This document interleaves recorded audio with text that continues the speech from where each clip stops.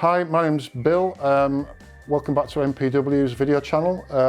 Today I'm just going to do a quick video just to give you a few tips and tricks when it comes to fitting aftermarket handlebars. Obviously these are our brand new Rezo handlebars, which I've covered in an earlier video. Some people don't realise when they're buying these or other products, similar products, things you may come across which might make it a bit tricky. So I was just going to run through a few of those today. One of them, we'll start with the grips. One, you may be wanting to use the grips you've already got on the handlebars you've already got. One tip to get those off is to slide a screwdriver in down the end, lift the screwdriver up a little bit, and then slide a cable tie in, and then do that 3 more times around the clock. So it's we'll say midnight, 4 o'clock, and 8 o'clock. You'll have 3 cable ties slid most of the way down the grip, and then that grip will just slide down the cable ties and come off.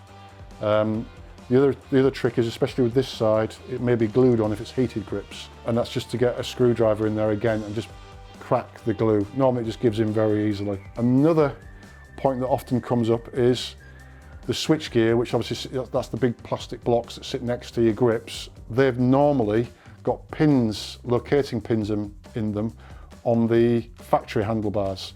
Now obviously these are universal handlebars for all the brands, so we can't put holes in here to match for a Honda when yours is a Yamaha.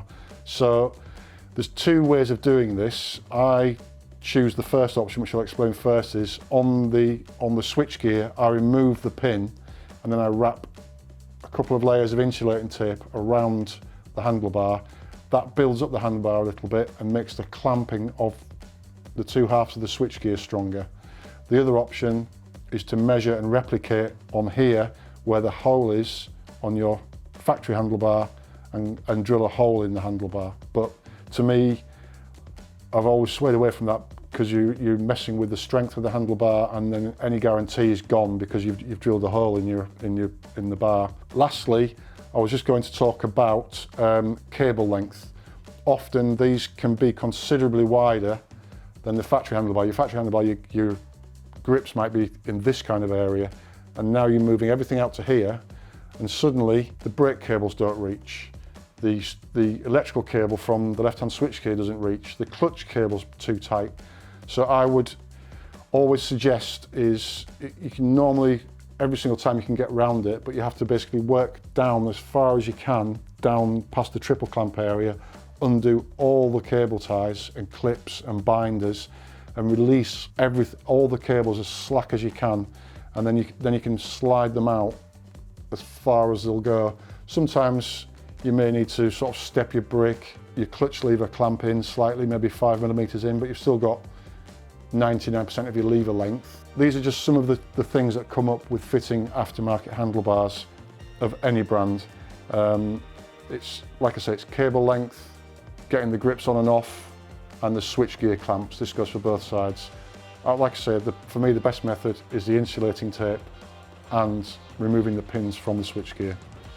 So yeah, that was just a little tip for fitting the bars easily and smoothly, so not on the day you're not tearing your hair out trying to get them on. Another thing you might want to look at on the day you buy these is some bar risers. Rezo, again, we do our own range of bar risers. I'll just try and get one out. We do them in black and silver for both widths of bars. We do one which is specific for each bar and one which has got the adapters inside which go around the bars if you have the smaller one.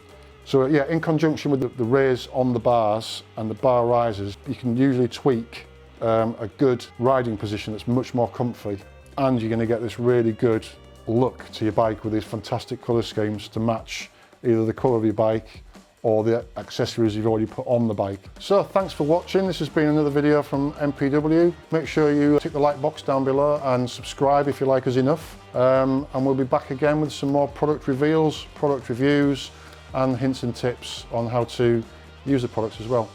Okay, thanks, bye.